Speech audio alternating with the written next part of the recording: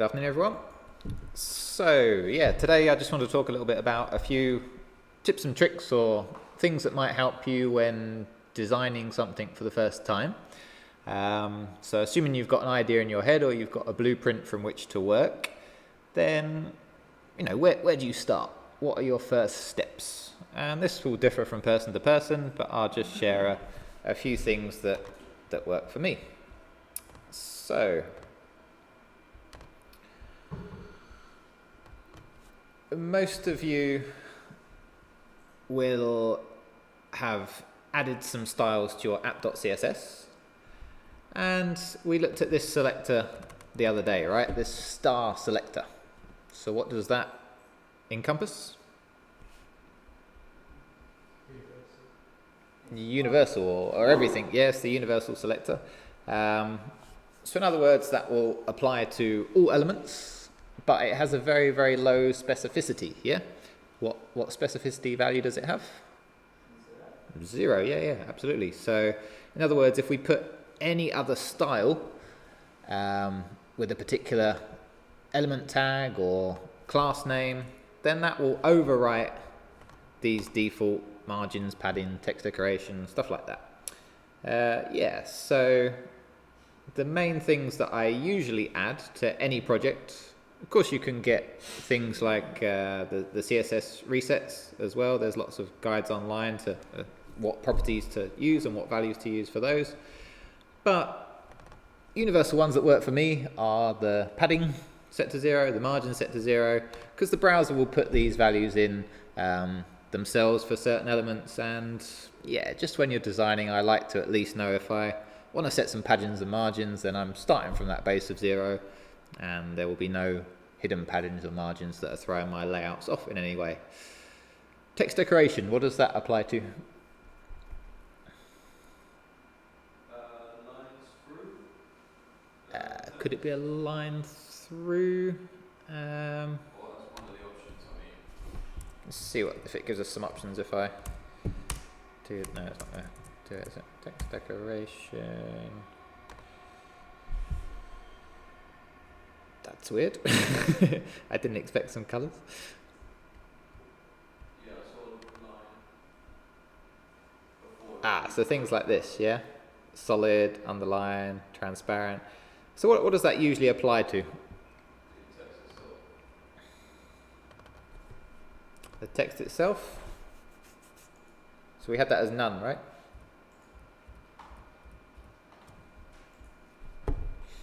Let me just fix this warning, it's annoying me.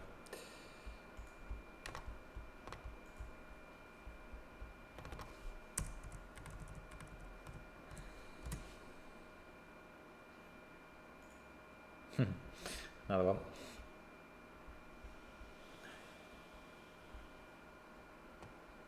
So if you're ever using anchors, then try to include that.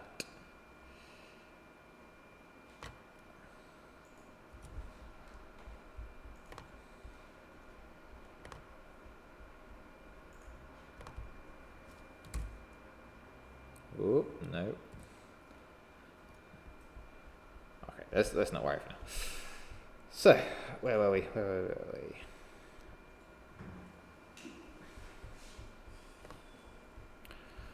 Yeah, so other ones that I like to put as well is the box sizing. And set it to border box. Because then I know that if I set a certain width or height on an element, then the maximum it's going to be is what I set it. It's not going to add on any padding or margin or anything like that. Yeah, so I really like to work with box size in border box. It's a preference, but to me it makes it easier so that when you're looking at the box model, you don't have to calculate extra padding and extra margin sizes in there as well. Some of you have also been getting these annoying white borders around images.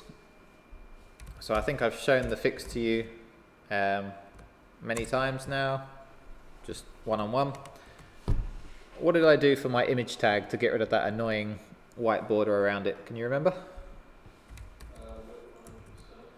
Yeah, I mean, I like to just set my images to 100% width and 100% height.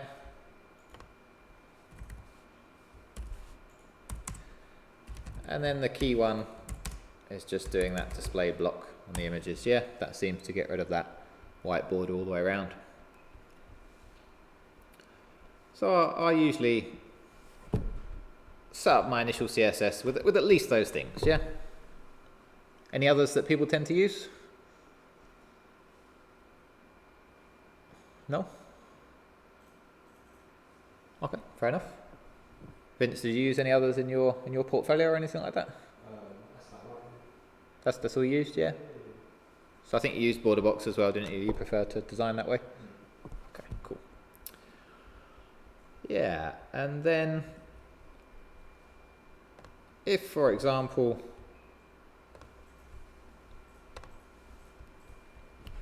we had a nice background image on our page, but our text is not very readable, what are some techniques for making that text readable? Does anyone know? Anyone used text overlaid images before? Change the opacity The opacity of what? What could we change? of the image. Okay, so this itself is in the header.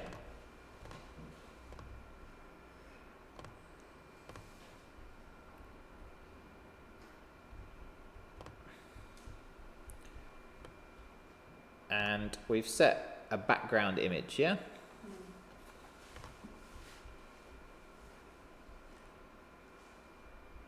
For example, we've got our image URL there. And we've set the background size to cover, yeah? To cover the whole of my screen.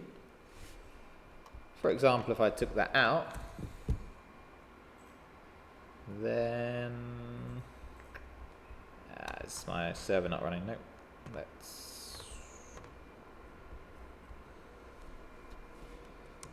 weird.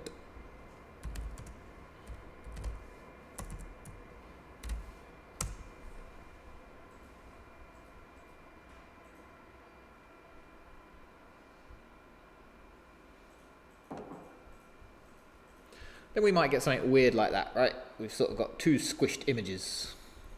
So if you want a background image to cover the whole of the page, then you can do background size cover. Yes, you'll see this on a lot of websites now. Of course, you can also specify a certain height for it. Yeah, in this case, we're using 100% of the vertical height.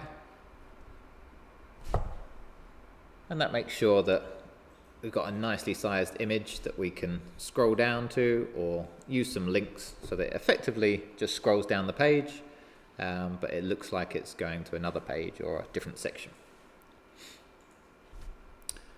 So at the moment we've got this image here.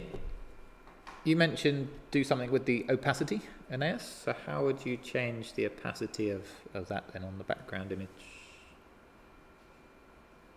For the background image. What did you mean by change the opacity? Yeah, I'm not sure if you reply to title. Yeah, so we've got the header section there, Yeah. which has got its whole background image, and then later on we've just got some H1 text with a few words here, yeah? So that could easily be your landing page. We just want to make that a readable message for the user, no matter what sort of image we're displaying, really. So we want to have the freedom to display a given image, but maybe we can modify the image in some way to make that text readable. It tends to work best with white text and then change the image, so that's what we're going to do in this case. Or maybe not even change the image, but add a separate layer, if you like, to the image. So background image doesn't just allow one image per page. We could have multiple background images. People often do this with icons, and they're placed separate icons around the page. They're all effectively listed as background images, and there's no problem doing that. Sorry, Ray, I just Yep. noticed that middle phrase What, to do the meeting? Yeah. Okay. Can someone get it off the calendar and text it to her? Is that all right? Just because I don't want to open up Slack in case I display private messages and stuff like that. Yeah, on YouTube. But once she joins this link here, then I should be able to just admit her. I thought I gave it earlier, but apologies if I didn't. They're always on the calendar. Yes, so always check the calendar and it should be that link. Okay. So coming back to what can we do to this background image to make our text readable? So if we've got some white text, it makes sense that we want to darken the image in some way or add a darker layer there that will make that white text more readable. Yeah. So one of the properties that we can use is a linear gradient. And that essentially takes a couple of arguments, as in from one color to another color. So black itself will be 0, 0, 0.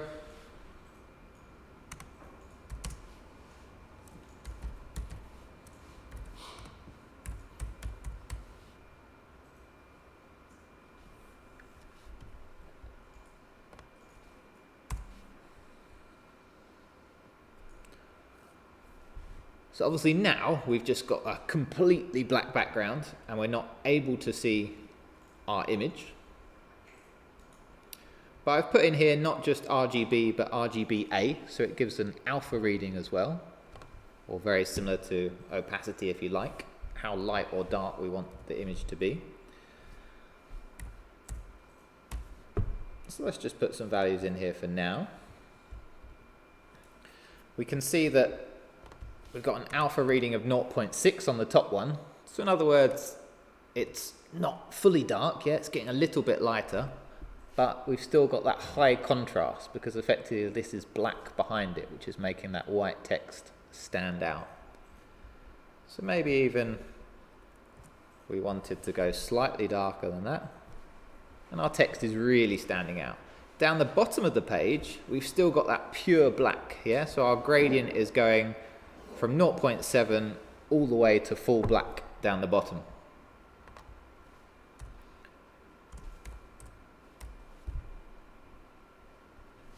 So if I just put the same opacity, that effectively it's going to be no gradient at all, right? It's just going to be a slightly lighter shade of, well, a more translucent shade of black, if you like. It's still that black color, still 0, 0, 0, but it's partially translucent, letting our image show through.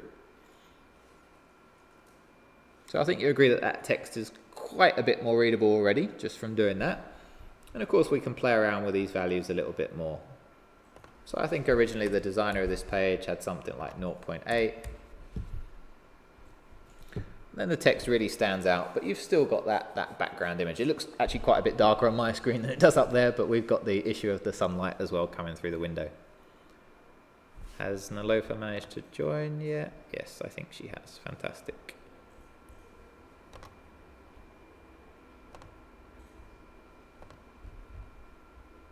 So I'm just going to present my screen to her as well.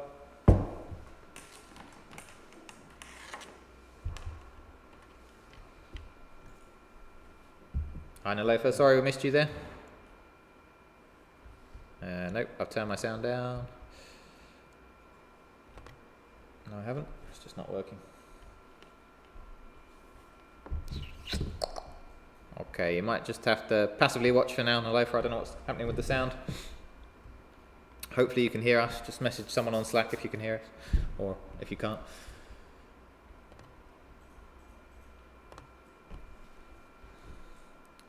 Okay, so that's obviously one approach, right? We can make our images slightly darker by having this sort of linear gradient, and then put in our image as a separate one. So you've probably seen that approach before, yeah?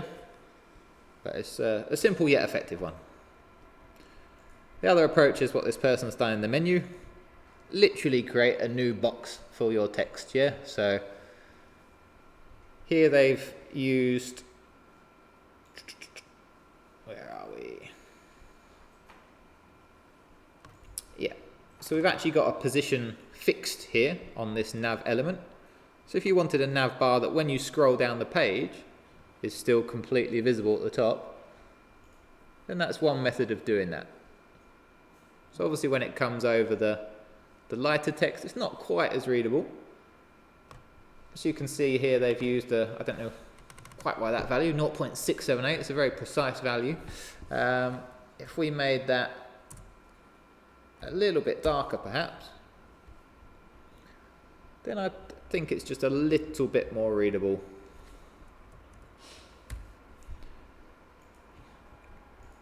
So I guess the idea of making it a little bit lighter was that you could still read some of this text behind it on the main page and not obscure that completely. But to me, you'd just scroll up for that. So you know, that can be quite dark, that fixed position menu there. So I would have made it a little bit darker than that, but totally up to your own preference. So there's a couple of nice little tricks there for your fixed menu.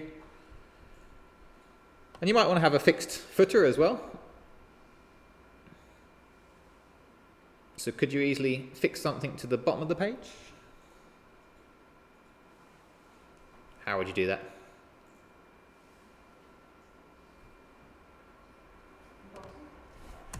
Yeah, should we see what happens if we put bottom in? So let's maybe just say 12 pixels from the bottom, something like that.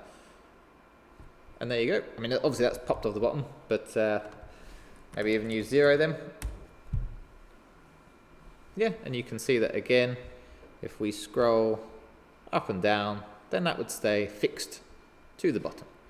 So you could quite easily have a fixed, oh, you can't even see it on the on the screen, but trust me, on YouTube it's there. And if I just pop it up slightly so you can see it on our projector, then let's say even if I just popped it somewhere in the page, right?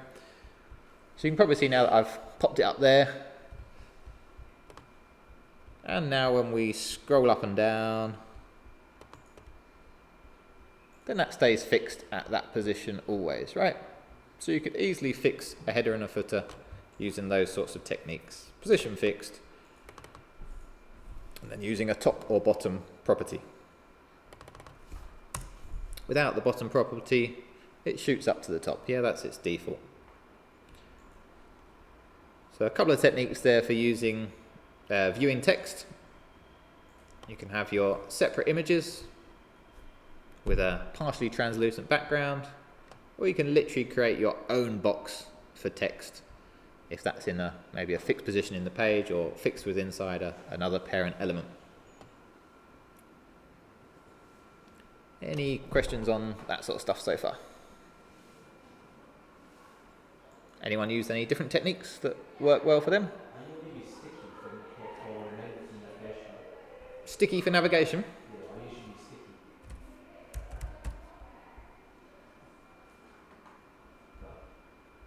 I'm just trying to see what that...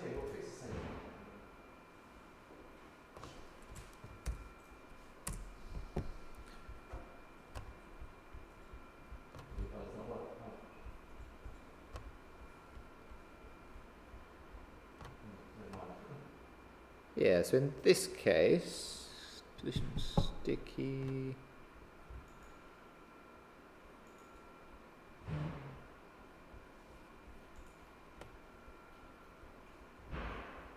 So, yeah. You've used that on your portfolio, Vince, yeah? Yeah. Let's have a look at that one, right? Do you mind me showing it?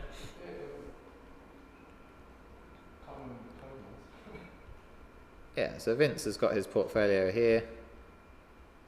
His menu bar obviously stays at the top, very similar to the other example. And let's have a look, see what he used.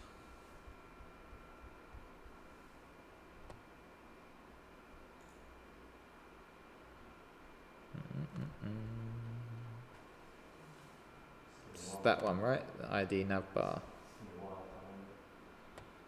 So again, you've done something similar with the background, yeah? You've set a background very black with a bit of opacity, so you can just see that background image through it, which is quite a nice effect.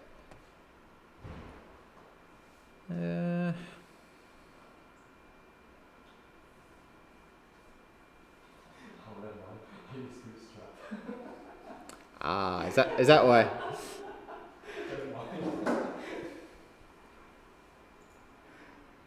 Oh, I can see a class Navbar. So we yeah.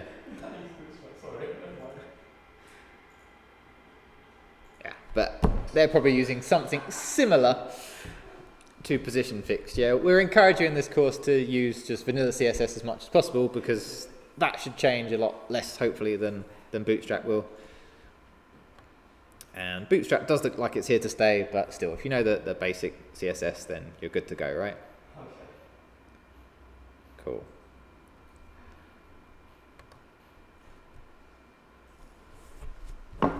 Yeah. The main other thing, obviously, I wanted to talk about was the grid, but we might have to do that a little bit later now. Let's have a look, see what else I wonder.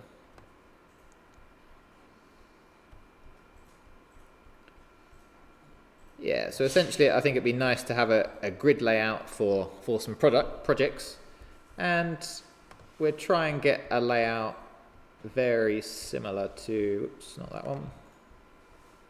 So if any of you had a look at this article, yeah, I think Porrick was having a look at this, yeah? Did you manage to get any of them to work the way you wanted yet, Porrick? Yeah, we got it working like that whenever we were looking at the inspector and dragging it. Mm-hmm. But since deploying, it's a little bit different. So. Okay. But as you can see from these examples, the difference with Flexbox and grid tends to be, grid you can produce more complex layouts essentially. Yeah, you've got a few more customizable options. So this is a classic thing that would be done with grid really. You notice that when it's full size, we've got elements of very different sizes. Yet we can still probably see that it's set out into rows and columns, but perhaps this bigger element is spanning across 3 columns and even 2 rows, right? Whereas these ones up here are only spanning perhaps 1 row.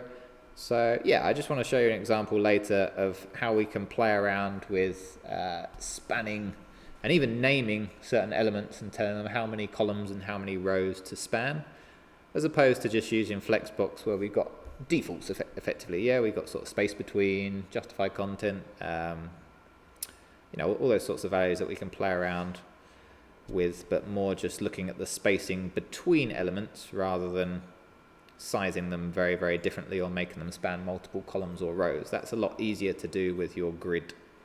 So yeah, hopefully later on we'll just get this layout built and we'll play around with those and see how customizing the various grid templates can alter our design, and we can also look at maybe ordering elements in a different way as well. So yeah, based on some condition, how do we place an element before another one on a page?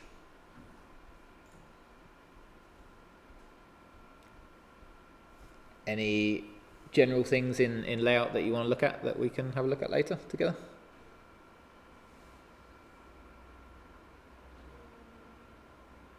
So most of you have used grid already, right, in your projects? So you're just using a repeat function with min and max, yeah?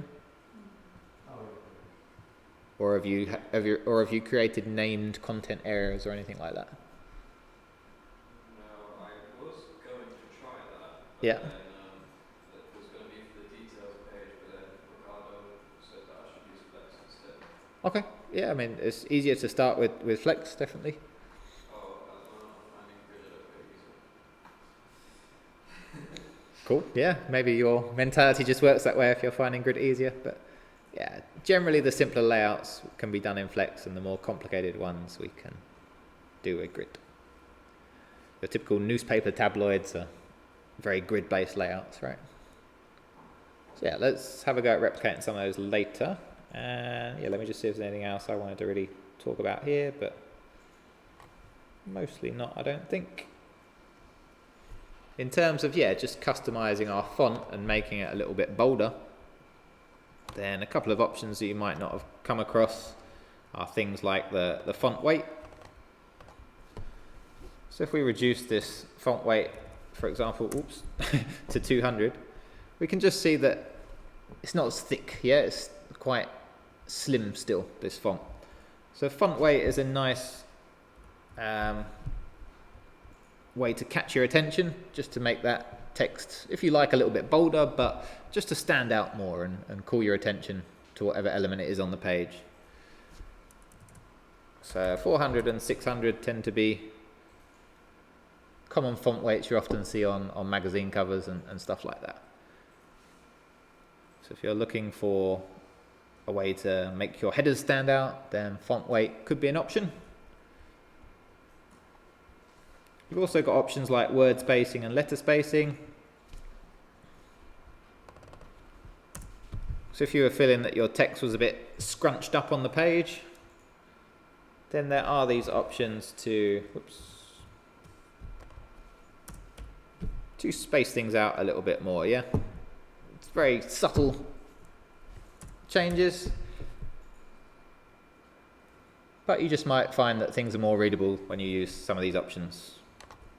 And of course, letter spacing again, don't make it too large, otherwise it will just look weird, right? That's just a bit too much, I think. And try not to make your word spacing and your letter spacing similar, yeah? It's going to look very strange if I have greater letter spacing than I do my word spacing. It just all sort of runs into one another, yeah? So in general, your word spacing should be greater than your letter spacing. Yeah, things like that. Yeah, so that essentially covered background images, dealing with text, making it more readable, making it more impactful, and then we'll have a look at some layouts later on today. Yeah? Anything else?